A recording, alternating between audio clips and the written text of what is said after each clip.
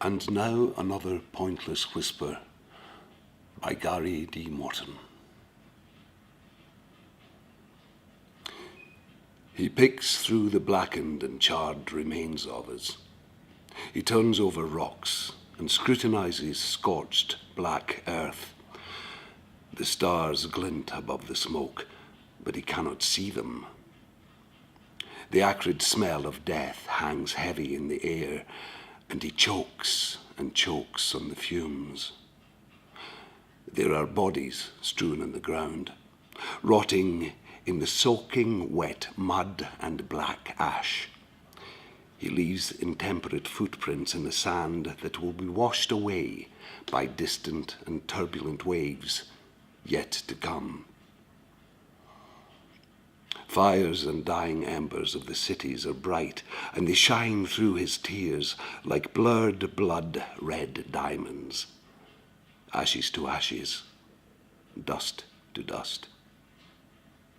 But through all of this chaos, when the birds fall out of the sky and the clouds are aflame, we will still be glued together. We stand hand in hand, wearing our masks, breathing purified artificial air as we watch it all burn. There is a storm coming, and we don't know if we will survive it.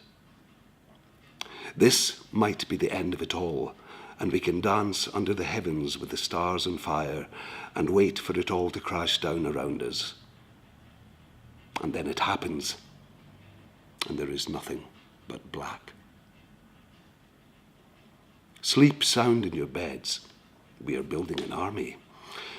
This is an army of the blind, the broken, the sorrowful, and the lost. The raging torrent comes at dawn, and the fury will rip through the streets. The boiling black hate will be swept into the ocean with the shiny buildings and the happy people and the trees and the little innocent babies. All of the liars are dead. All of the tumescent thieves lie in waste. We become one voice, and we stand together on the blood-soaked pavements as God sighs. A visceral birth splits the sky open. This is an underworld destiny, and mania reverberates as it all caves in. This is the cool breath of vengeance, the wind of change. We will come for you as you sleep, and as the end comes, the surging storm will build and build and build. And now, that is all gone in one swirling mass. It is so beautiful. Crystal tears run streaks in the dirt on our faces. Our lungs filled with acrid smoke, but our voices sing loud and pure.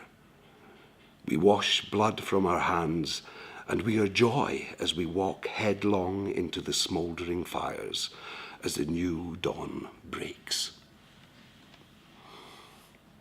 Desperate screams of the desolate are deafening in the twilight. They echo amongst the ashes and the twisted metal and glass. The polythene people are cast out into the night as the walls crumble and the buildings of the city glow from the fires that burn into the night. All is wreckage. All is a light. The broken-hearted and the deceived hold each other, cling to each other in the endless rain. All they know is pain, and all they fear is hate. And now we clamber over each other, clawing over cadavers to reach sunlight. The heavens are choked with chemicals and polystyrene stars. Playgrounds lie empty. There is no laughter now. The roundabout rusts alone. The chains and the swings are left gently swaying in the bitter wind.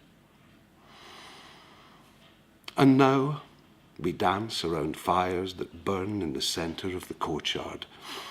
There are children singing, but they do not realize that this is the end.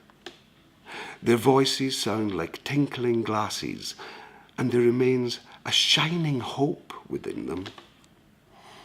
Only the grown-ups know that there is no way to save us. The adults try to shelter the children from the falling heavens, but all they want to do is play and celebrate their unencumbered and untroubled freedom. They make kites out of clothing that they tear from the bodies.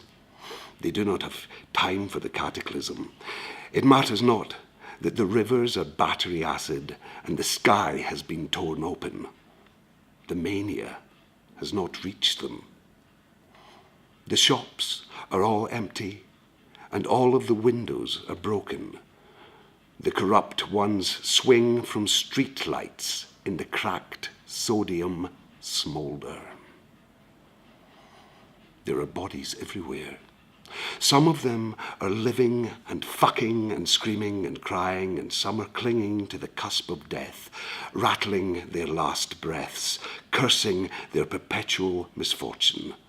Some of them scratch around in the dirt, frantically trying to gather up scraps of currency that have been discarded in the streets.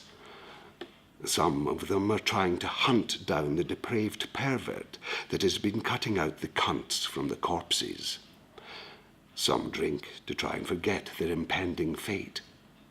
Some stuff rotten food in their mouths, trying to recapture the days when food was fresh and organic and responsibly sourced. But it is as useless now as it ever was, as death creeps forward. And at the centre of it all, an elderly couple are now slow dancing in raptures, as a plastic teardrop falls from his endlessly opaque eyes. His blindness is perfection, absolute. As they revolve, the couple are unaware of anything around them, and he will not let her go. Her cotton summer dress is crushed under his arms, and her thick, veined legs are starting to show. He clutches at her face, his careless fingers pleading for answers, but he will not stop dancing. He dances onwards, murmuring a song that they used to share together. He simply will not accept that she is already gone. He is not prepared to admit that she has stopped breathing. The crystal teardrop falls and reflects all of the destruction and hate and despair as it impregnates the Scots ground. And then, as he lets her body slip from his grasp, the sky caves in. As his sightless eyes turn to look upon his obliteration, and as daylight splits the horizon, becomes clear to him that we were nothing more than a momentary whimper in the endless cascade of chaos. He sees once more.